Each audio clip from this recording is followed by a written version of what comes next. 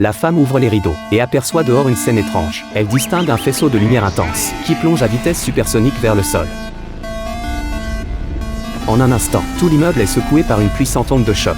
Les vitres des fenêtres volent aussitôt en éclats. La femme rentre dans la panique, se glisse sous le lit pour récupérer son téléphone. Au même moment, une nouvelle onde sonore dévastatrice déferle. La femme est si secouée qu'elle ne peut plus tenir debout. Une fois remise de ses esprits, elle enfile rapidement ses chaussures et se précipite dehors. À cet instant, tous les voisins de l'immeuble accourent. Tous se ruent vers l'ascenseur. La femme les voit et voudrait les dissuader de prendre l'ascenseur. C'est bien trop dangereux, mais ils n'écoutent absolument pas. Bientôt d'immenses fissures apparaissent dans les murs, suivies de cris déchirants. La femme se dépêche de gagner le balcon pour regarder dehors. Elle découvre que les météorites tombent comme une pluie d'étoiles filantes, s'abattant frénétiquement sur le sol. La femme dévale rapidement l'escalier, mais l'issue est déjà bloquée. À cet instant précis, une force puissante projette la jeune fille au sol, la faisant aussitôt perdre connaissance. Revenue à elle, elle gravit rapidement les marches et retourne sur le balcon, regardant maintenant vers l'extérieur. Tout a été complètement détruit. La femme jette un coup d'œil en bas. Ce n'est pas si haut. Elle saute sans hésiter, atterrit sur une voiture. À peine arrivée en bas, elle est interceptée par une femme. Il s'avère que son enfant est coincé dans la voiture. Elle supplie Jenny de l'aider. Toutes deux s'approchent de la voiture,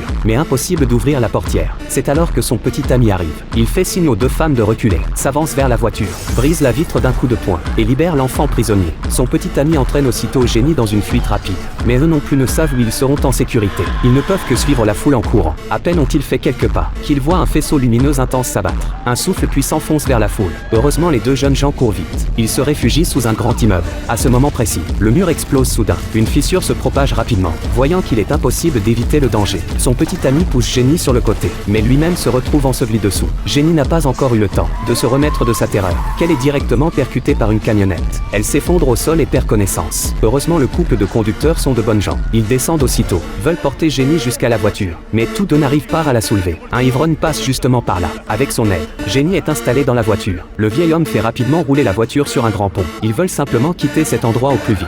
À ce moment, un autobus perd l'équilibre et manque de peu de heurter la voiture du vieil homme. Heureusement, le vieil homme réagit à temps. Jenny, après les chaos, reprend connaissance. Elle regarde derrière elle les immeubles qui s'effondrent sous l'impact des météorites.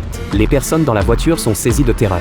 Les voitures sur la route ne ralentissent aucunement. À cet instant, un semi-remorque barre encore la chaussée, bloquant le passage. Impossible d'avancer. Les personnes n'ont d'autre choix que de continuer à pied. Devant eux, les bâtiments commencent déjà à osciller. Mais le vieil homme retourne encore à la voiture. Il veut emmener son chat.